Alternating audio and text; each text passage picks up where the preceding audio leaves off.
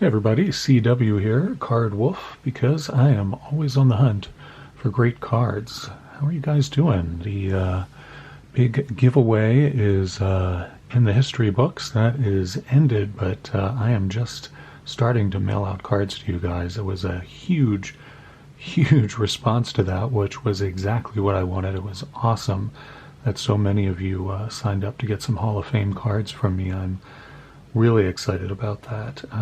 Really great response. I want to thank all of you for participating and letting me send out some cards for you. It's going to be a lot of fun when people start getting their envelopes in the mail. I just can't wait for you guys to get your cards and hopefully enjoy them. So today on the channel, I have a bunch of shout outs I want to do, but I think I'm going to wait until the next video to do that. I still have several channels that are new subscribers and I haven't had a chance to actually look at their channels yet, and I always like to spend some time on everybody's channel before I give them a shout out so that I can actually talk about what I like and what I saw. So I'm going to do that in the next video. In this video, what I want to do is open up a few packages that I have of singles that I've bought for my personal collection. And we don't really, on the channel so far, have not really talked very much about what is in my personal collection. And it may not surprise you to know that most of it is vintage. I'm an older guy, so a lot of cards from the old days are cards that I really remember well, cards that I remember opening and feel very comfortable with. And so most of my PC is vintage, though some of it is modern. I open up a lot of modern on the channel because I like it so much, and I certainly buy modern and enjoy it a great deal. So there is some of that in my personal collection too, but most of it's vintage, and that's usually what I'm looking at when I'm looking to buy cards to add to my PC is vintage stuff. Now, I'm not talking about, I'm looking to buy, $500 Willie Mays cards or anything like that. I'm looking at, lower priced vintage cards because, like many of us, my hobby budget is limited. My card collecting budget is not, huge and limitless by any means. So, I'm looking for things that I think will grow and increase in value, but right now are still quite attainable. And that's what all of these cards will be today as we go through these. I saved doing this video for right now, right after the giveaway, because I was kind of doing something sneaky in the giveaway. And the thing that I was doing is getting some vintage cards out to all of you guys. Now, I know, how is that sneaky? Why is that bad? It's not bad at all. It's, I think, a really good thing, but I know that many of my subscribers are primarily focused on collecting modern. They go to the store, whether they're local card store or the Walmart or what have you, and they buy a lot of modern stuff to open and include in their collection, and it has the current players, so you get to follow their progress during their careers, and that's a lot of fun, and I love doing that too. But I think that everybody should be a little bit diversified and have some of both in their collection. The reason I think that is because with modern, the prices go up, they go down, they move very quickly depending upon the performance of the player, whereas with vintage, you have cards that climb. Most vintage cards, especially of stars, always go up. Now, sometimes they go up quite quickly, and other times they go up on a more slow sort of ramp. And either way, they're going up, and you can really rely on vintage to be sort of a stabilizing force in your collection to sort of keep everything moving in the right way.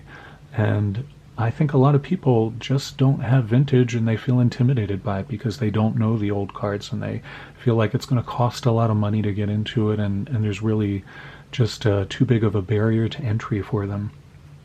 That's really not the case, and that's some of what I want to talk about today.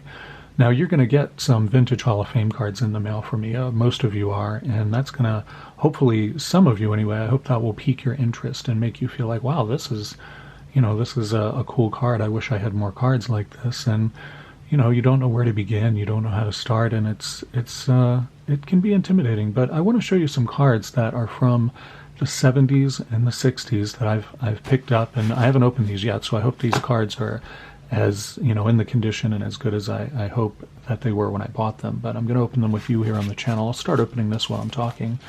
And these are cards that are very attainable. These are not $500 cards. These are not even $100 cards. These are all well below that, and they're cards that I have been picking up and sort of watching and periodically picking these cards up over the last few years, and there's a small segment of collectors that I think have noticed these cards as well, and already the price on these is starting to really move, but it hasn't caught on among a lot of collectors yet, and so these are still very, very easy to find for decent prices. Now this first one I'm going to pull out is let's see, this is a 1973 card. So, 1973, that's not too old. And this is, it's not a rookie. I don't know why they put rookie on there. That's kind of funny. It's definitely not a rookie. I wish that it were, but it is not a rookie of any of these three players. But this is the all-time home run leaders card from the 1973 Topps baseball set. And this was, you can see this is the #1 card in that set. And for many, many years, this was a card that you could find in dollar bins. I mean, when this card came out, nobody was really that interested, and it seemed kind of a gimmicky card. And for many, many years, nobody cared very much about this card. But in the past few years, there's been much more interest in this card, and I've talked to collectors about it, and I've thought about it myself, and I think I know why. I think I know the reason that is driving this. For one thing, it has 3 Hall of Famers on it: Babe Ruth, Hank Aaron, and Willie Mays. Not just 3 Hall of Famers, but 3 of arguably the greatest baseball players ever. And what is really special about this card, it's the only one that has these 3 players on it. There's no other card that has these 3 players on it, while 2 of them are still in their active playing days. Hank Aaron and Willie Mays have cards in the 1973 Topps set and were still playing at the time that this card was released. There's no other card like that. Hank Aaron and Willie Mays played, concurrently for most of their careers. Mays started, I think, in 51, and Aaron started, I think, in 54. And for most of their careers, they played together, and they do appear on cards together. But at no time do they appear with Babe Ruth until this card. So that gives it a great deal of significance, because you have 2 active players with Babe Ruth, and they're the 3 all-time home run leaders at the time this card was printed. So it also has some historical significance as well. And another thing that is driving the value on this, and this is the last thing I'll talk about related to why I think this card is a very special card, is it's very, very hard to find in good condition. This was the #1 card in the set, and some collectors have told me that they think the reason that it's so hard to find in good condition is because it was in the corner of the printing plate. Cards are printed in big sheets. I don't know if you've ever seen uncut sheets of cards, but they're printed in large sheets, and often the cards along the edges tend to get miscut or misprinted in some way. The way that cards were produced back then was a little different than they are now. It's the printing on cards is much different now than it was, and so that's why you see a lot of off-center and miscut vintage cards, and this is one that's very hard to find that isn't off-center or miscut.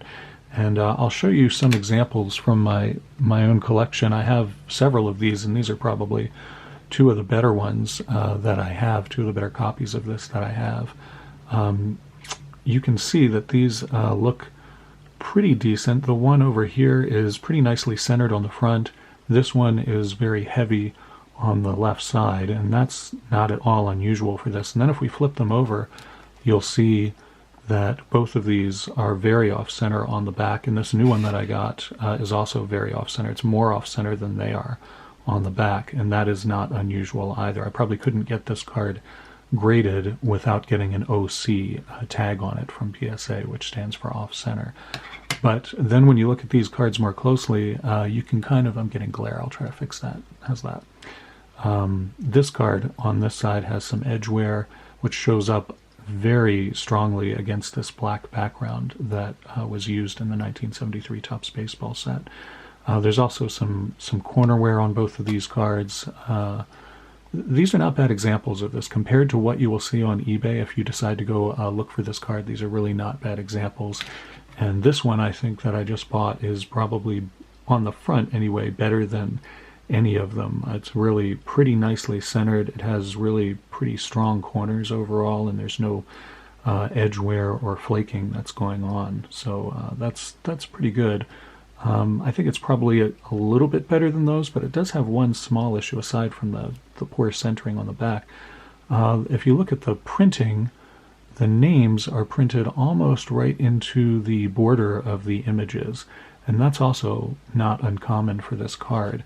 Like I said, the printing process, if you look at these two, you can see that these are not printed that way. The names are where they're supposed to be, though they're also not exactly in the same spot either. I think the card over here, the names are much closer to the edge of the image than the card over here.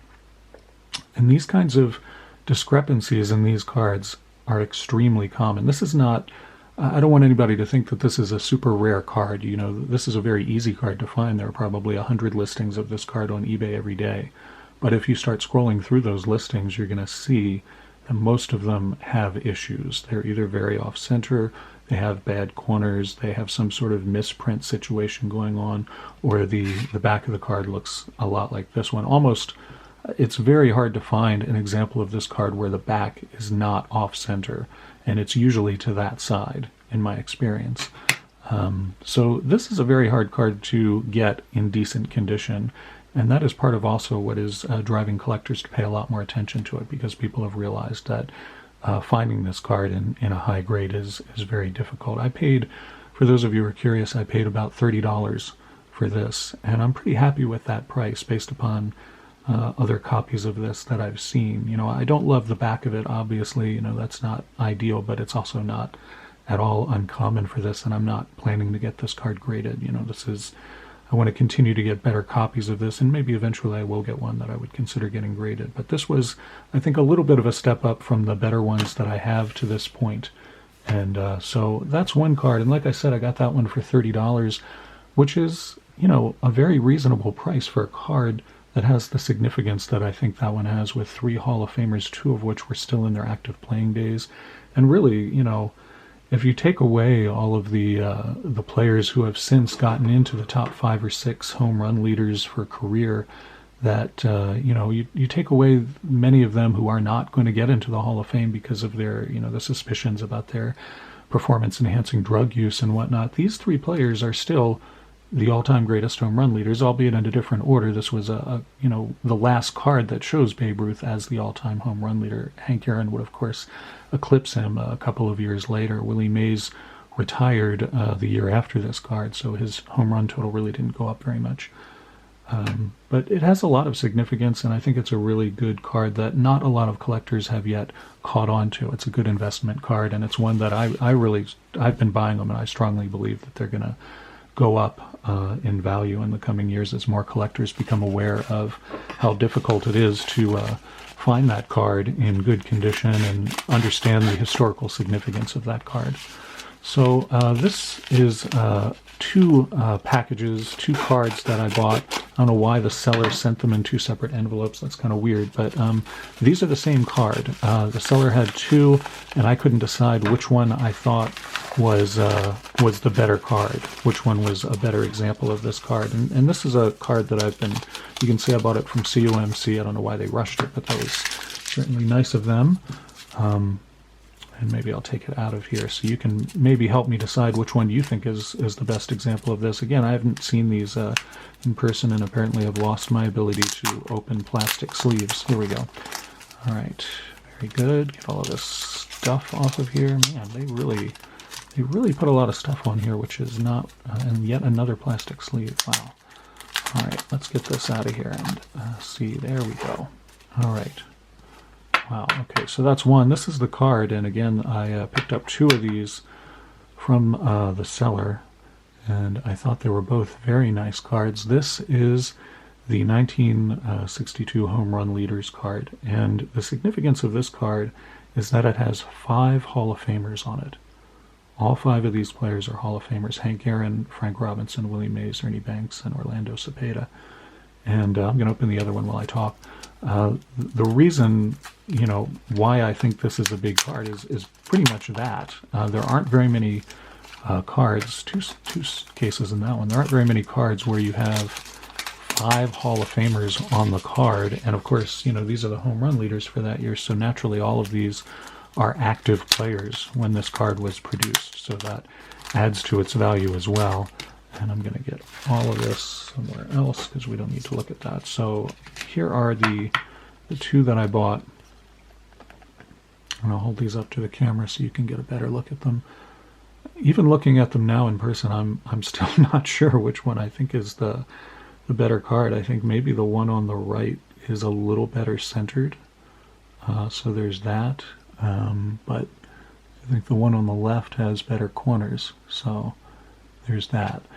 And then we flip these over, and the one on the left is not as well centered on the back. The one on the right is a little better centered and has better color too, actually.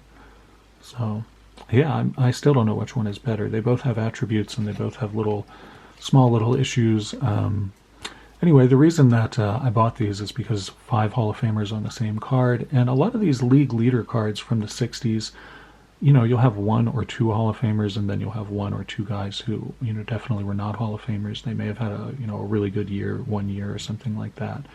But this is one of those rare cards that's nothing but Hall of Famers. And, you're going to look at these cards and you're going to think, well, these are from the early 60s and it's all Hall of Famers. That had to be, pretty expensive, and it wasn't. I got both of these for $45 for the pair, which is a nice value in my opinion. And again, these are cards that I think are going to really go up, and I am seeing a lot of movement on these older league leader cards that have nothing but Hall of Famers on them. Even if it's just 2 Hall of Famers, I'm seeing those cards go up. And it's because I think collectors are starting to realize that this is an easy way to get into vintage, to get yourself some Hall of Fame player cards from older years for not a lot of money. And I think these are going to start going up, and they will cost a lot of money maybe 3 to 5 years from now. I think more and more collectors are starting to notice these. And so I'm showing you these, and the previous cards so that you have a sense of, these are not that expensive, and these are nice looking cards. If these were graded, I would expect them to get, at least 6s, depending upon where you send them. Obviously, some companies grade harder than others, but I would expect these to get, 5s or 6s, depending upon where you send them. They're really nice shape, and they were not that expensive, and I think they're going to become much more sought after in the coming years. And this is the last one that I want to open with you today, and then we'll wrap this up. This is another League Leaders card from the 60s, and there it is. Okay, and if we can get this thing out of the masking tape that they've put on it, it will be much more interesting to look at. There we go. All right. And we'll peel that off, and peel that off, and then that one is, all right, and get rid of you, and you. All right, so this is the 1963 National League Home Run Leader card. The previous one was the year before. This one has several of the same players, Aaron Mays and Orlando Cepeda, with the addition of Willie McCovey, also a Hall of Famer. This is not crooked. There we go, now it's straight in there. And that's a sweet card in my opinion. And again, 4 Hall of Famers on there. Very nice color, really pretty good corners for the most part. There's one that is clearly a little weaker down here, but overall pretty nice card. And you flip it, it's got sort of a diamond cut centering on the back, which is why I think I got it for so cheap. I paid $12 for this card, which, when you think about it, this is from 1963, so this is many years old. This is over 50 years old at this point. I'm not good at math, but I'm pretty sure I'm right about that. So that's $12 for a card with 4 Hall of Famers on it, all from their active playing days. I don't see how you can go wrong with that. And it's got great eye appeal, really nice colors. So this goes hand in hand with the the pair that I just showed you, and I have numerous other examples of this in my personal collection, not of this card, but of other cards like this. Here's the 1967 RBI Leaders card with Cepeda, Clemente, and Hank Aaron on it. That's another example of one of these Leaders cards from the 60s that has nothing but Hall of Famers. And I don't know, I just don't think you can go wrong with these. I've already seen increases in value for these, especially in better condition. You can see there are some centering issues that you have to worry about. Though this one really is pretty nicely centered. I'm happy with that. Not on the back so much, but on the front it's pretty nice. And these are cards you can keep an eye out for and get really nice deals. I got this one at an auction, like I said, for about $12. I just don't see how you can go wrong with that. And these make great entry-level cards into getting some vintage in your collection, making your collection a little more diversified and, really adding a little something to your collection that may not have, been there before, but I think will really be good for it. It gives it some stability, some, that these cards are going to go up in value. It may take a while for them to really climb, or they may go up sharply if more collector interest goes into it. I know that this all-time home run leaders card is really moving up, and it's funny, just as I was making this video, I happened to look at a video by Chris Sewell, who has a channel where he has thousands of subscribers, and he's a very educated guy when it comes to baseball cards and really knows what he's talking about. He has a huge collection. He flies all over the world to go to shows and buy collections. And he ran down a list of the most valuable cards from 1970 to 74, the most valuable baseball cards. And oddly enough, this was one of them. And I was really surprised to see it on his list, but he's so in tune with what's going on with collectors. I don't know if you've ever seen his channel, but the guy, Chris Sewell, is just a really, really bright guy and really knows the market extremely well. And this was actually one of the top 20 most valuable cards of those 5 years from the 70s. And I was surprised to see it on there. I was kind of dismayed too, because I had hoped that fewer people would know about that card, but it seems like it is starting to catch on. I think there's still a lot of cards out there, a lot of copies of this out there, and so there's still time for you to get in on that card if you want to. But I do think, there's going to be a lot more attention on that card in the coming couple of years. So as you receive your vintage Hall of Famers in the mail from me, and as you open up those envelopes and you look at those cards, if you like them and if you feel like, this is a good direction for me to go in with my collection, it is a great direction for you to go in with your collection. You don't have to lean too hard into it, just pick up here and there. And I hope that you look at these as being a very easy entryway to get Hall of Famers during their playing years into your collection, and not for a ton of money either. This is the way I'm doing it. I have a limited collecting budget, as most of you do, and I think it's a good thing to do. These cards have a lot of potential. So I'll stop talking about this stuff, and I appreciate it if you hung out for this long to listen to me ramble about all of this. I hope you enjoy your cards when you get them. There's going to be many more videos from me in the time between now and then. Some of those cards are going out internationally, and I know those will probably take a few weeks to get to you, but be patient. They're on their way. I'm going to start putting together those envelopes tonight, and I should have a big batch for the post office tomorrow. Again, thank you all so much for being on the channel. I'm just tremendously grateful to each and every one of you, and if you haven't subscribed to the channel, I hope you will. We're going to do a bunch more openings coming up this weekend, and we've got more really great stuff. I've got hockey and football and baseball and all kinds of other stuff. So please stay tuned, and as always, happy collecting.